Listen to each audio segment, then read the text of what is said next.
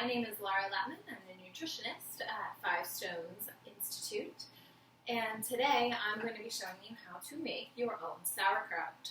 It's super simple. All you need is a head of cabbage. It can even be Napa cabbage. It doesn't have to be your normal green cabbage. You need a bowl and salt. Really, those are the only three things you need. Oh, fourth thing, you need a jar to put it in. I just use a regular mason jar, but I do get the plastic tops to put on top. If you have the normal metal tops that go on top, it will rust. So get those plastic tops to put on top of it. And then today, I'm going to be making my sauerkraut sort of dill pickle flavored. So I have garlic powder because I'm out of garlic cloves, and I have fresh dill from my garden. I know you can see that dill, but it smells amazing. So why would we want to make sauerkraut? First off, sauerkraut is a really healing, healthy food. It's a probiotic food. So what that means is it has probiotics and living organisms already in it that help populate the gut with healthy bacteria. So it's essentially like taking a probiotic pill, except you're getting it in food form. Making your own is way more cost effective than buying it at a store. Now, of course, there are a lot of stores where you can go buy sauerkraut, and that works just as well for getting those good bugs in the system. But making your own, super duper simple. So what we're going to do first here is peel off the outer layer of the cabbage, and we are going to save that. So take this nice big piece of cabbage, and we're just going to put it off to the side and save it there. So I did not wash my cabbage. I got my cabbage from an organic farm, and if you get your produce from an organic farm, it's actually good to not wash it because the organisms that are already present in the soil will help to populate the sauerkraut. And the salt is actually going to affect the pH in such a way that only good bugs can live, and those pathogenic bacteria like mold are not going to be able to grow in your sauerkraut if we do it right. So you peeled off that top layer. Now we just have to cut our cabbage. So I always start off by cutting your cabbage in half. And then the recipe that I'm going to give you is using just one full head of cabbage. So you cut that in half and then start to thinly slice it. You lay it down flat and start to thinly slice the cabbage. And you just have to slice it this one way. You don't have to mince it or dice it or anything. I think something really fun about making your own sauerkraut too is that you can make it whatever flavor you want. So traditionally, sauerkraut is made with caraway seeds. So you have that flavor of the caraway seeds. And absolutely, go ahead and do that. I've certainly done that, but caraway is not my most favorite flavor in my sauerkraut. So I like making my own so that I can give it some different flavorings here. And there are some that you can get at the store that will have a different flavor profile as well than just those caraway seeds. One that I've gotten at the store is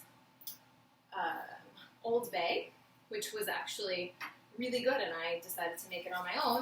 And I was worried that it wouldn't work because of the salt content in the Old Bay, adding that into the salt that was already here, but it worked out fine. It was just kind of more salty sauerkraut. So there's half of it, and don't worry if it's getting really big in your bowl. I chose a glass bowl so you can kind of see what's going on in it. Normally I have just a plain white bowl that's slightly bigger, but as we go on to massage our cabbage in a little bit, this cabbage is going to break down and get really small. So you do want a big bowl with which to work, but you don't have to worry about it if it's going to be spilling out the top just a little bit here. So almost got all my cabbage. I have a little bit of a kind of nasty spot there, so I'll just leave that out. Happens on an organic farm. Sometimes the produce is ugly, and I see now that they have a lot of these ugly produce things where you can go actually sign up to get ugly produce delivered to you, since they won't sell it in the store. It's much cheaper that way. So for 1 head of cabbage, you're going to want 2 tablespoons of salt. I use either Celtic sea salt or Himalayan pink salt. So I recommend one of those 2. So I'm going to measure out my salt here. Just going to spread it around in there.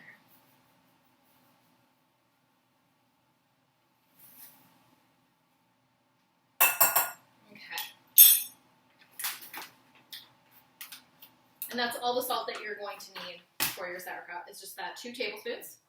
And then you're going to get in there with your hands and just start massaging that cabbage. Get your hands in, start squeezing the cabbage together, just like you would think about kind of massaging somebody's shoulders, doing that to the cabbage.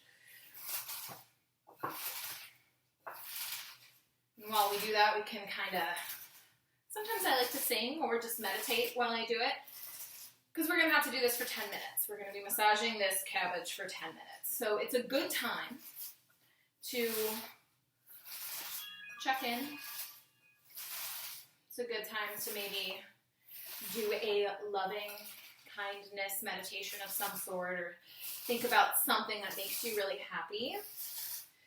Think about maybe putting all your love and health into this cabbage, because we know that our energy that we have when we're making food actually affects the food and how it is received by the people that we feed it to.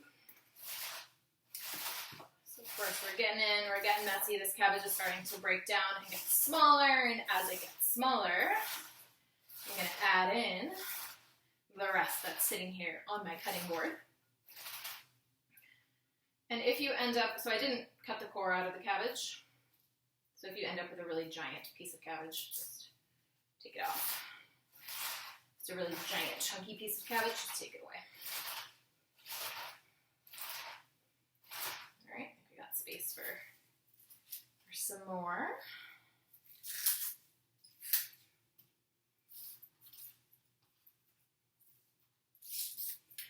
So a really wonderful thing, another really wonderful thing about fermented foods is they preserve your foods. So they preserve your vegetables and increase the nutrient value of the vegetables.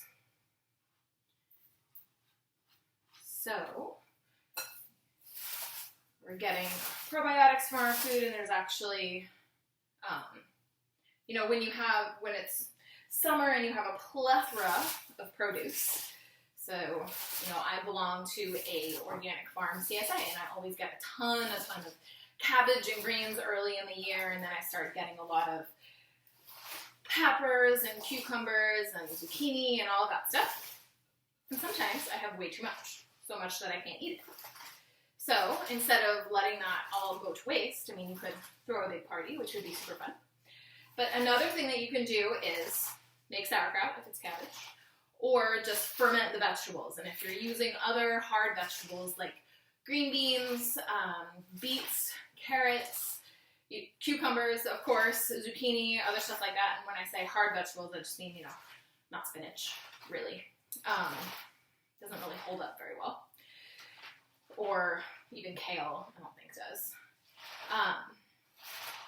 So you can take all of those, and with those vegetables, you would do the same thing. You would just make a mix of water. You would start off with water with those vegetables, put in 1 to 2 tablespoons of sea salt, and then put the cut up vegetables in that and let them ferment the same as you would with your cabbage to make your sauerkraut.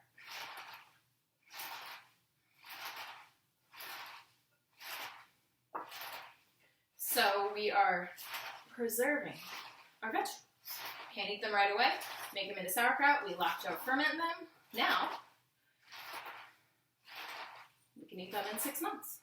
We can eat them in the middle of winter when we no longer have any fresh produce, or the fresh produce is just more expensive, maybe not looking as nice because it's traveling from further. And you'll notice as you're massaging, it's starting to get watery, and there's water, this liquid kind of going at the bottom. The salt is really drawing out that liquid. And that's good. We want that. We want to keep that. So if you're getting a ton of water, don't drain it. We want to keep it in there.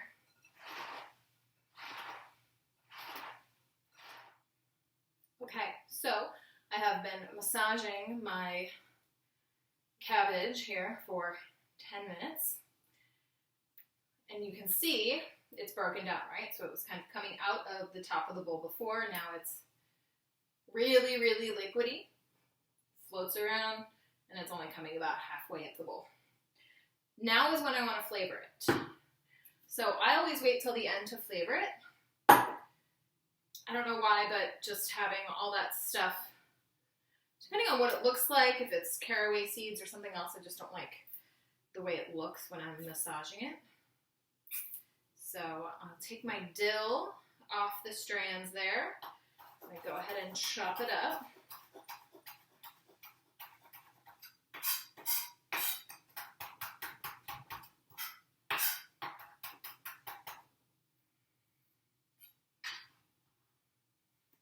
Sprinkle that in there.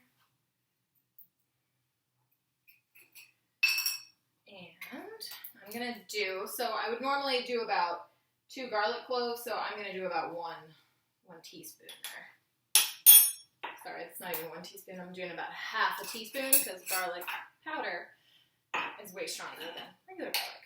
So we're going to set this up, have this ready. I'm going to take a couple little squishes here to get it all in. Get it all mixed in.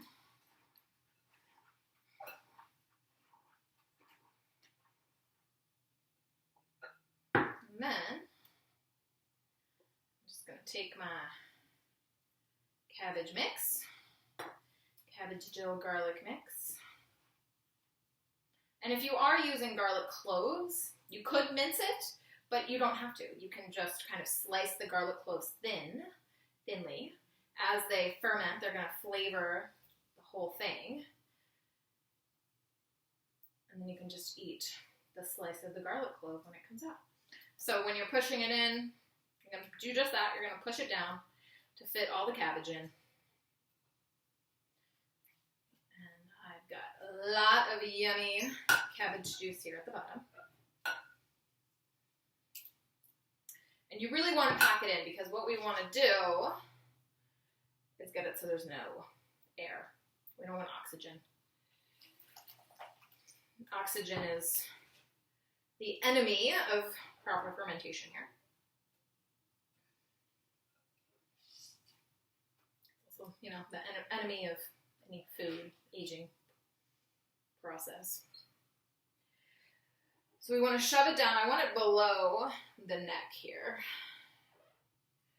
And I've already got a ton of liquid in my jar, so I'm pushing it down below the neck.